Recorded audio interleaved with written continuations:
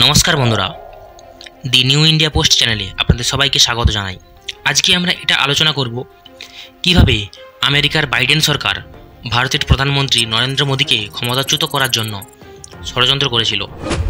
Recently Donald Trump সেই চক্রান্ত ফাঁস করে দেয়। নিজেকে সমস্ত বিশ্বের অভিভাবক ভেবে গণতন্ত্র আর মানবাধিকারের নাম করে সমস্ত বিশ্বজুড়ে দাদাগিরি ফলায় এই আমেরিকা। কিন্তু বাস্তবে অন্য দেশের রাজনীতি নিয়ন্ত্রণ করে, সরকার ফেলে, নেতাদের বিরুদ্ধে অপপ্রচার করে নিজেদের স্বার্থে ব্যবহার করে এই আমেরিকার এই গণতন্ত্র ধ্বংসের ইতিহাস মোটেই নতুন নয়। 1973 সালে চিলি, 1953-তে ইরান, 54-তে গুয়াতেমালা, 2011 সালে লিবিয়া এবং 2024 সালে বাংলাদেশ।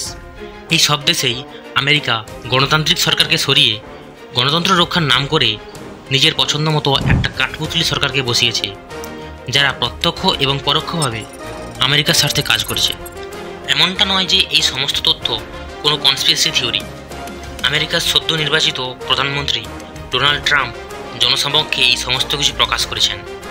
কয়েক হাজার কোটি টাকা ভারতের বিভিন্ন এনজিও, নিউজ রিপোর্টার, ইউটিউবারদের দেওয়া হয়েছে সরকারের বিরুদ্ধে মিথ্যা প্রচার চালানোর জন্য।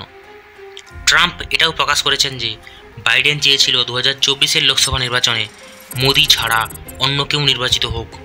তাই আপনারা হয়তো লক্ষ্য করেছেন এই ভোটের আগে বেশ কিছু নিউজ মিডিয়া, ইউটিউবার গণতন্ত্র সংকটে আছে বলে চিৎকার বেড়েছিল। এটা থেকেই বুঝতে পারবেন যে টাকা কোথা থেকে এসেছিল আর কার পকেটে ঢুকেছে। আসলে আমেরিকার মতো দেশ কখনোই চাইবে না যে ভারত শক্তিশালী হয়ে উঠুক এবং ভবিষ্যতে আমেরিকার জন্য নতুন নতুন চ্যালেঞ্জ তৈরি করুক।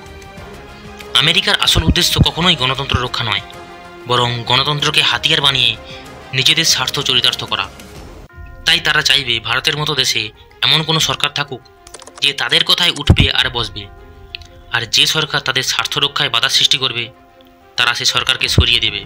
আসল সমস্যাটা হলো ভারতের মতো দেশের জনগণের মধ্যে এই সমস্ত ব্যাপারে সচেতনতা খুবই কম, আর তেমন কোনো আইন নেই যার মাধ্যমে যারা বিদেশ থেকে টাকা নিয়ে এ দেশের মধ্যে বিদেশি শক্তিকে জায়গা করে দেয় তাদেরকে উপযুক্ত শাস্তি দেবে। ভারত ছাড়া অন্য যে কোনো গণতান্ত্রিক দেশের ক্ষেত্রে এই ধরনের কার্যকলাপকে বেআইনি এবং অবৈধ মনে করা হয় এবং কঠিন সাজা দেওয়া হয়।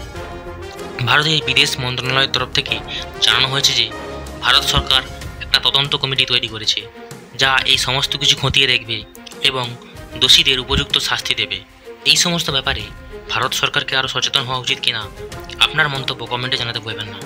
ভিডিওটি ভালো লাগলে লাইক করবেন এবং চ্যানেলটিকে সাবস্ক্রাইব করবেন। জয় হিন্দ, জয় ভারত।